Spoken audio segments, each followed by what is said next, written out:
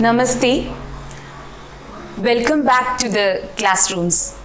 In fact, the virtual classrooms. What has been happening all these years is that we get to know each other in the classrooms, within the walls of the classrooms. And then the relationship gets extended to the social networking sites like Facebook, Insta, and on Twitter, and on and on. But this year, it's the reverse. We are getting to know each other through the virtual platforms, and let us hope we will be meeting soon in the classrooms. This semester, as the faculty of Sri Ayyappa College for Women, I am offering two courses. One, Canadian Literature for the undergraduate students, and Literary Theory and Criticism for the postgraduate students, which means that you can expect most of the videos that's going to be uploaded in this YouTube channel on this stream, Canadian Literature and Literary Theory and Criticism. Wishing you all a joyous phase of learning. Of course, you will miss the samosas and tea in the canteen, but you can learn munching the snacks which your mother prepares for you in the comfort zones of your own home, in your room. And this short video is just going to be a trailer or an icebreaker. Let's have a look into the syllabus, objective of the course, and the expected learning outcomes of Canadian literature. Let's have a look. So, let me go into the details of the course. As we know, this is the semester 5 and you have one more semester left. And this is the 14th core paper. Usually, we devote 5 hours per week or 5 hours in a cycle to this paper. And if you complete this paper, it will fetch you 4 credits. So I hope this is your 5th semester, so now you should be familiar with the terms, credits, electives, core, paper, etc.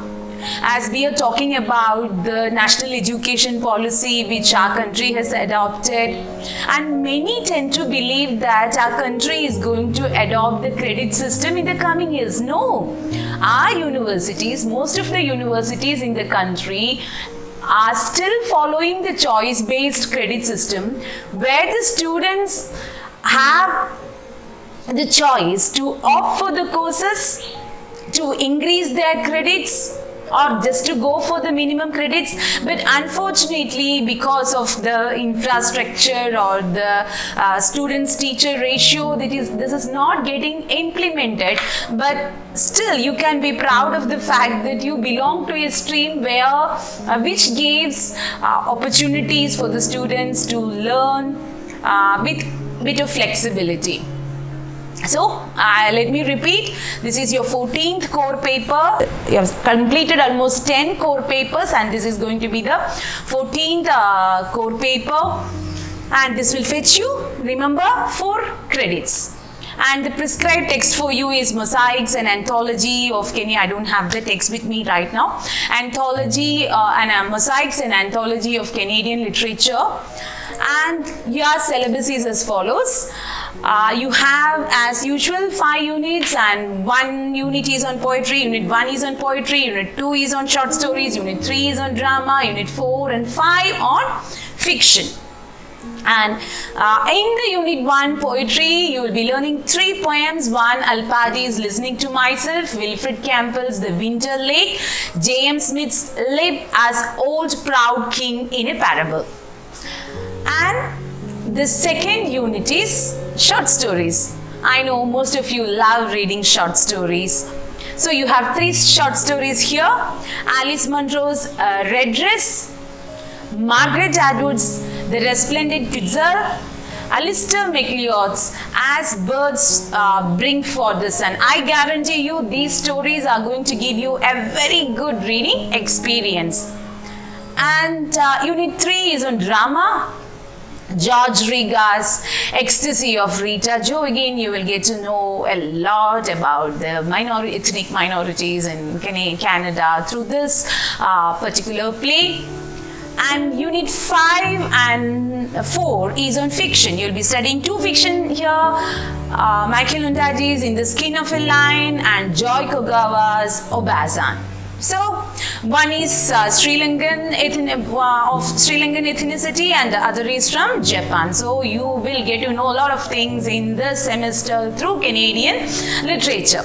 So, now about the course objectives. So, what are the objectives of this particular course? Number 1, to introduce the students to the Canadian literature through the close reading of the selected text. And number 2, develop an understanding of Canadian literature in the context of world literature. Then, of course, introduce the Canadian authors, major literary genres, motifs, common themes, narratives, etc. 4. Gain a historical perspective of the development of Canadian literature in English and French Canada. You will get to know what is English Canada, what is French Canada, etc. And the final objective, of course there can be more objectives, but the objective which I give here is acquire the skill to recognize the social conflicts reflected in the migrant and ethnic minority writing. So these are the course objectives, and after completing this course, students, you should be able to approach the selected text reflectively and sensitively and identify their literary value and cross-cultural importance. You should be able to position the Canadian literature and culture in the global context. You should know to apply the skills of close reading to recognize and understand the literary devices. And you should be able to understand the variety of themes and focuses in the Canadian writing, including the immigrant experiences, ethnic heterogeneity, volatile nature of the Canadian identity, and of course their relationship with the natural environment. So these are the expected learning outcomes. And of course, the methods of instruction will be online lecture, discussion through the online platforms, and when the college reopens, we'll be having lectures and discussions in the real classrooms. And group works, of course, you all are brilliant students who know to present wonderful projects and assignments. So we will be learning through the group works also. And as usual, our evaluation pattern is through internal exams. This time it's going to be through online exams, assignments, seminars, and as I told you, the group works will also be used to assess you. So that's about the syllabus, our objectives of the course, our learning outcomes, evaluation platforms, and evaluation platforms. Okay, that will be through Google Forms, and also some online. We have to look for some online devices where online apps where we can do your evaluation and the methods of instruction. So I hope that both of us, you and me, are going to have a good learning experience. So the world which is exposed before you is very vast, and to be on the positive side, the virtual world is offering a lot of opportunities. A vast expanse of knowledge is opened before us. What we should know is the correct mantra, that is I don't know whether it's going to be the Open Sesame or Khulja Sim Sim. What you should know is to identify the correct key that will explore this world of knowledge before you. So I hope we all are going to have a very wonderful phase of learning, very constructive phase of learning. Let's make use of this online platform and let's meet often through this online platform. You can subscribe this channel, that is Akshara Jwala, and hit the bell icon so that you will get the notification whenever I upload a video. Thank you so much. Thank you for being with me all this time. Thanks a lot. Good day.